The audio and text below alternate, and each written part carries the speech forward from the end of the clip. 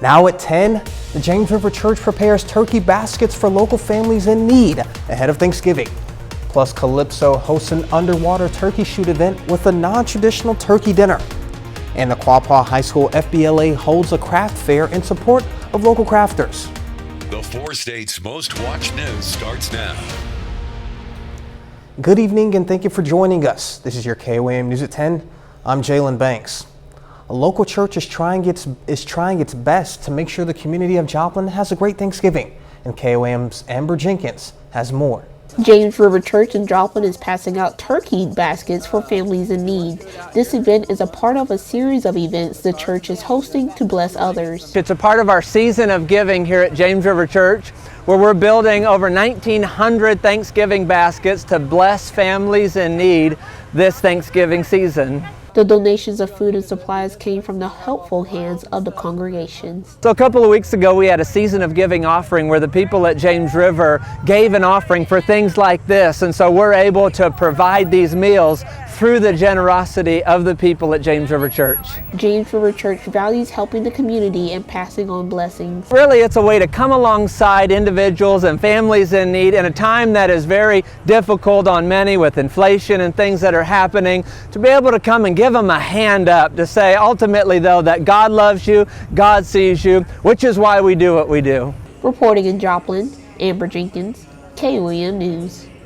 James River Church in Springfield is also giving out turkey baskets for those in need. All right, Chris, what do you have for us? Thanks, Jalen. Yeah, we had a really cold start to today, but we did see things get a little bit warmer, which is definitely helpful. We made it to 42 officially after starting at 19, so that's a pretty good improvement, but still not where we should be. Take a look at our normal low, 36 degrees. So we weren't far off the pace for a high from what our normal low should be. And yeah, take a look at this. Normal high should be 57, and we set a record of 21 back in 1969. We broke that record, and it's not unexpected with how cold it has been here in the 4 states.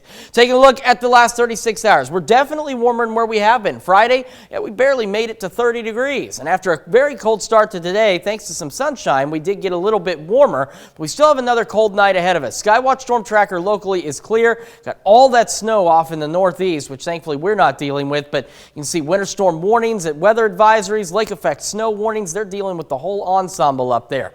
For us, though, we're going to stay clear through the night into tomorrow and hit a low of 22 degrees. We do have a decent warm-up on the way. We're going to break down that warm-up and some rain chances next week here in just a few minutes. Jalen? Calypso Scuba held their annual underwater turkey shoot. The event is to celebrate Thanksgiving, but also give the divers another event and time to bond during the cold months of the year. Diving is beyond fun, and divers are some of the kindest, most compassionate people in society. They're very much aware of themselves, of their dive buddies and their friends and the environment, and I think that they're just compassionate enough that they're like, yeah, let's do this. This was the 22nd year the event was held. The Quapaw High School Future Business Leaders held their craft show this afternoon. The proceeds went to the organization and gave them an opportunity to share their crafts and goods. I've enjoyed seeing people that I don't normally see on a daily basis, just getting to visit with the town and all of the people that we've known for years. And I love seeing how talented and creative people that I had no idea were this talented and creative, that the things that they put out. Both of the gyms were set up with vendors. President Trump is responding to Attorney General Merrick Garland's appointment of the special counsel to oversee investigations into the former president's handling of secret government documents at Mar-a-Lago.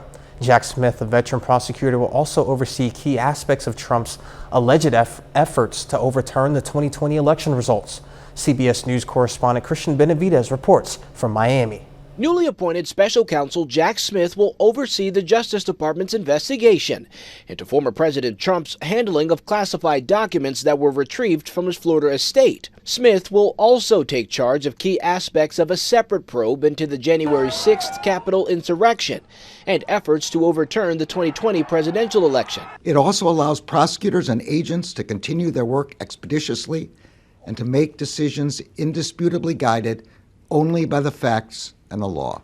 In announcing the move Friday, Attorney General Merrick Garland cited the former president's announcement this week saying he's entering the 2024 race for the White House.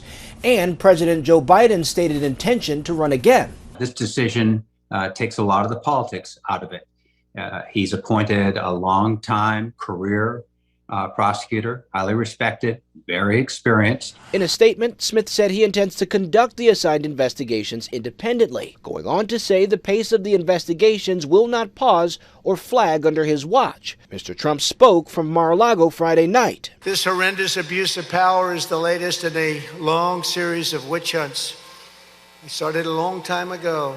Earlier, a Trump spokesperson released a statement saying this is a totally expected political stunt by a feckless, politicized, weaponized Biden Department of Justice. House Republicans, who will be in the majority beginning next year, say they will investigate what they call political attacks on the former president.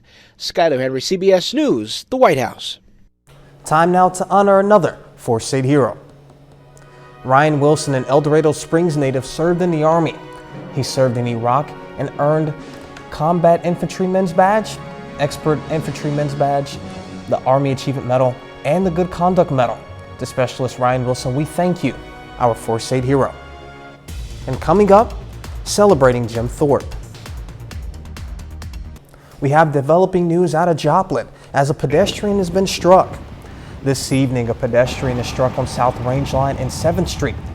He was an adult male. JPD tells us he was struck by one car throwing him into the air, and then a second vehicle ran him over. He was not in the crosswalk, and no names have been released at this time. This month, the nation celebrates Native American heritage, honoring the history, traditions, and contribution of the first people to inhabit this land.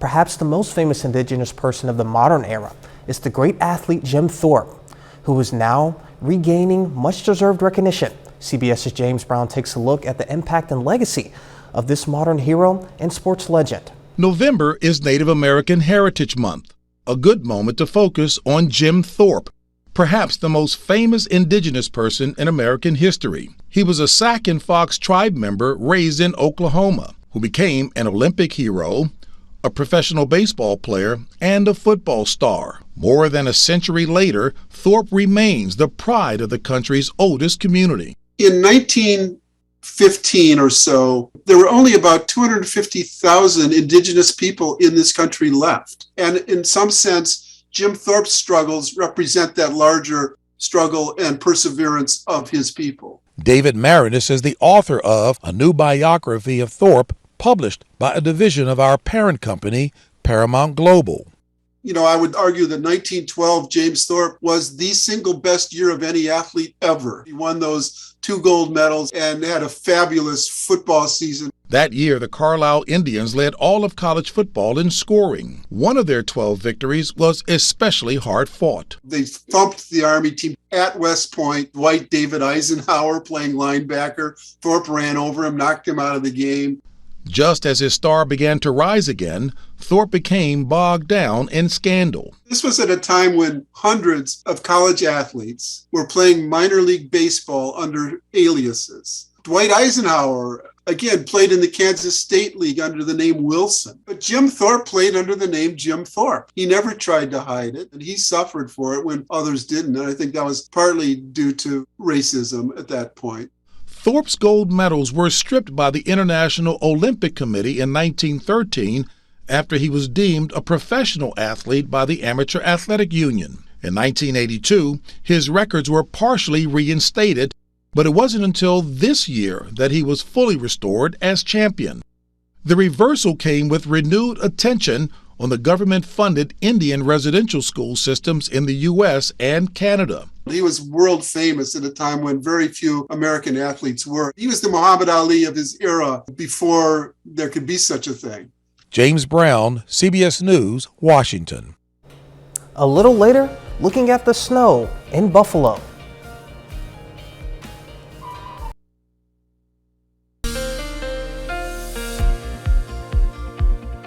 Well, after spending the last several days well below average, we are finally on our way to being closer to average as we head into next week. Taking a look at the last 36 hours, we showed it to you earlier, but we just want to remind you of how much better we did today compared to even just Fridays. We were only 30 degrees Friday, and we had a very cold start today, but thanks to a little extra sunshine and a nice southerly breeze, we got ourselves a little bit warmer.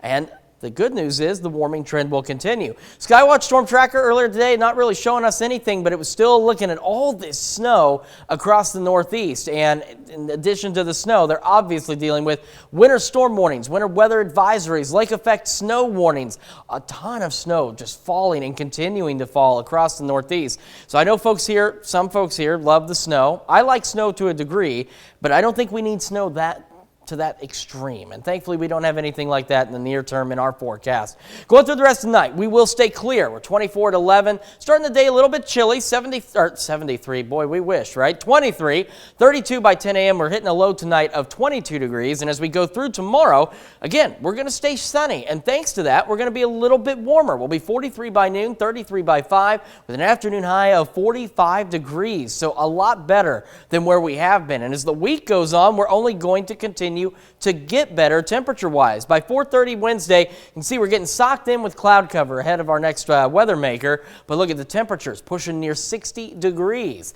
And as we look at the future track, as we head into Thursday and even into Friday, we are looking at some scattered shower chances and some rain chances across the area.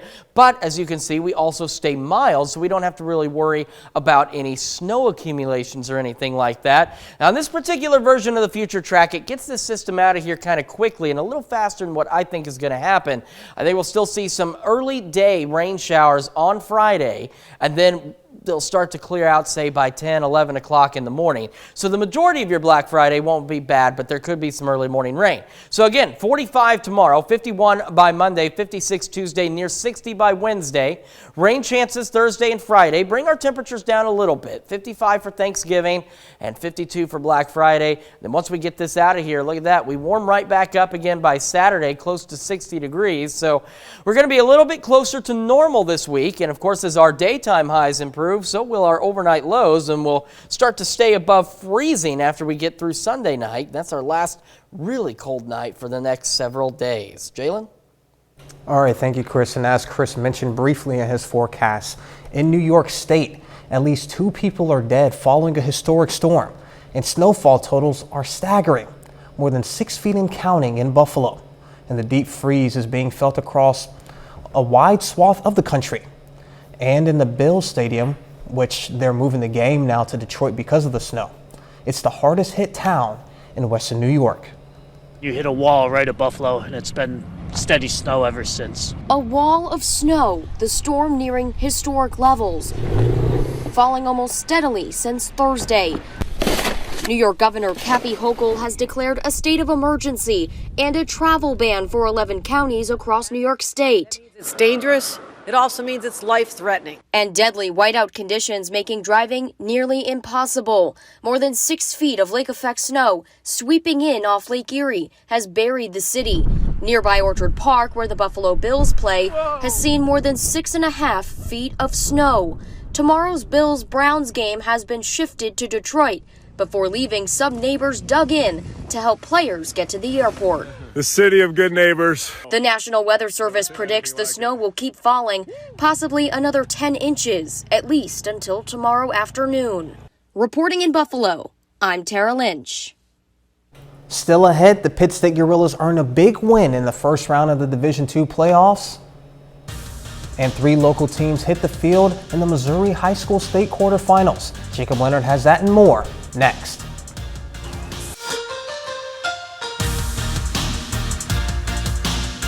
The Pittsburgh State Gorillas are back in the Division II National Playoffs for the first time since 2014. The Gorillas have a home game to begin the postseason, hosting the University of Indianapolis in round 1 today. And these 2 teams both ranked in the top 15 nationally. The Gorillas are number 4, UIndy is 13. Indy wins the toss and defers opening kick.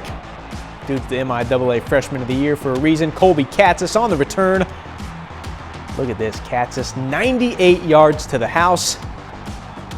Pretty good start for the Gorillas. They're up 7-0. Then first Indy possession, Pittsburgh State forces a turnover. Michael Lacey gets the interception, and the Gorillas would capitalize. Caleb Lewis, 3-yard rushing touchdown, puts PSU up 14-0. And they kept rolling. To the second quarter, 4th and goal from the 3-yard line. Chad Dotson Jr. to Devin Garrison, back of the end zone for the touchdown. It's now 21-0. The defense, really dominant first half. Alex Gaskill, the Webb City kid, forces the fumble. Luke Jennings there for the recovery. Later, not the best pass of the day here, but non-all-MIAA selection Antoine Nunn Jr. there for the pick. He would take it all the way back to the 10-yard line, and that sets up this. Dotson slings it over to Garrison. Garrison's second touchdown of the day. Pitt State in control. They're up 28-0 at halftime, and the defense never let up. Third quarter, Indy threatening at the 3, but Brandon Malikas makes a play in the end zone for the interception. Then in the fourth, Antoine Nunn Jr., he's back again, gets the pick, and this one he'll take all the way down the sideline and into the end zone for the pick 6. Gorillas force 6 turnovers today. It's a playoff game, and it was their second biggest win of the season. Gorillas shut out Indy to open the playoffs 35-0. You get to this level and you play this caliber of team, that defense is going to cause you problems. They got some really good at the back end. Those kids are physical and great cover kids, and then you got your big and physical up front. It's hard to run the football. They had a very physical, well-coached football team. And, you go 11-0 in that conference against those teams, you're going to be a good football team. So we knew what we were getting into, but we thought we would, play better. At the high school level, the Carthage Tigers are back in the Class 5 state quarterfinals. The Tigers hit the road to face Lebanon this afternoon, aiming to advance to the Final Four in the state bracket. The Carthage 10-1 coming into this one, and they've won 8 straight games. We'll pick it up, second Tigers possession. Cooper Jadwin on the keeper. Goes up the middle, then bounces left, races in for the touchdown. Tigers up 7-0. Now we're tied at 7 in the second. Jadison Davis-Maxey on the sweep. That's enough for a first down, and that would set up Luke Gall for a touchdown. Tigers up 14-7 at half. To the third, Lebanon punting. Mason Freisinger gets back there for the block. Tigers are in business. And Gall would make it count on the very next play. 158 yards, 2 touchdowns tonight for Luke Gall. Carthage wins 35-14 to advance to the state semifinals. So in Class 2, the Lamar Tigers, they're where they normally are this time of year. They're on the road against Holden in the state quarterfinals, and they didn't play around today. Tigers take it 54-0. Lamar now 11-1 and will play in the state semifinals next week. Staying in the Class 2 bracket, Seneca Indians are in the state quarterfinals for the second straight season. Seneca gets to play at home this afternoon, hosting Liberty Mountain View. That's a tough one for the Indians. The Eagles into the quarterfinals with a perfect 11-0 record. Quarterback Gavin Hoover, Seneca's first possession here, hits Hagen Ginger. He's got the defender beat. 38-yard touchdown. Indians strike first. They're up 7. Later, after a blocked punt, Jackson Mars punches it in from a few yards out. Big day for Mars. That leads the Eagles to a 14-0 lead at the break. And they would add to that in the third. Mars again working through a little traffic here into the end zone for the touchdown. That makes it 21-0. Liberty would get on the board, but Seneca keeps rolling. Mars battles his way into the end zone for his third touchdown of the day here. Indians go on to win it 28-14. So Seneca had a Big 8 rivalry game coming up. They're going to face Lamar in the state semifinals next week. I think we played them so early in the season that you can't take a whole lot from that first game. I think both teams have probably changed quite a bit, but I think it's neat. I think it speaks volumes for the football that's played in Southwest Missouri and our conference, the Big 8 West. I think it's an extremely good conference that prepares you to play games in November. Well, tonight is the second and final night of the Pitt State Classic. Both Pittsburgh State and Missouri Southern are on the floor tonight in Pittsburgh. Now the Lions are up first, facing Quincy. Southern takes this one 74-68. Avery Taggart leads the way with 18 points. Tyreek Jackson adds 12 points and 8 rebounds for the Lions. Southern will be back in action on Monday in their home opener. Now after that one, Pittsburgh State faces Illinois Springfield. That one is final. The Gorillas fall in a tight one, 62-60. Quentin Hardrick Jr. leads Pitt State with 17 points and 8 rebounds. The Pittsburgh State women are in action in Topeka today, facing Southern Nazarene. The Gorillas trying to get to 4-0 to start the season. Pitt State, though, suffers their first loss, 64-51. Freshman Harper Schreiner leads the way for PSU with 20 points. So we started the day with 4 local teams playing in playoff games. 4 for 4. I like when that happens. Oh yeah, for sure. And then just seeing where we're at in the season with Pitt State, playing in the playoffs. It seems like yesterday the season had just started, and they're on to their 12th and now 13th game of the year. Yeah, it's wild to think, how many weeks we've done high school football and college football. But I'm not ready for it to be over. So everybody keep winning. Yeah, Pitt State, come on, man, keep it rolling. All right, and that's it for sports. We'll be back with more after the break. Reaching the century mark in age is a huge accomplishment, and this special woman continues to surpass even that. Inside this senior living community in Cherryville, if you couldn't tell by all the well wishes, it's a special day for a very special woman. 105 years old. You see, Lorene Summy is popular around here. Be coming to do your hair. Yeah, I know it. And on Friday, she became somewhat of a celebrity. While she celebrates almost 105 years of life, all of them right here in Cherryville, North Carolina, she's being celebrated all over the country and the world. Each letter that lines the halls of Somerset Court Senior Living Space. Yesterday we received Wisconsin. Yes. All 1,200, at least one from every state, sends a very happy birthday to Lorene. And that was just the beginning. You want to go see a hoedown? She was everything you see here. She's a loving woman. Hey, Precious. But it wasn't just the party, or a dedication from the mayor of her city, or even the pony that paid a visit. No, it was Lorene's close friends that made her the happiest. So glad to see you. Thank you, honey. I love you. Man, that's awesome. All right, Leonard, what do you have for us? Pitt State will be on the road next weekend. Of course, they got to go on the road and face Ferris State in round 2 of the Division II playoffs. So that's a tough one. Of course, it's a road playoff game. They're always tough, but they're feeling pretty good right now. Against the defending national champs at that too. Yep. But we got faith. All right, well, that's our time for now. Thank you for joining us. We'll see you right back here tomorrow.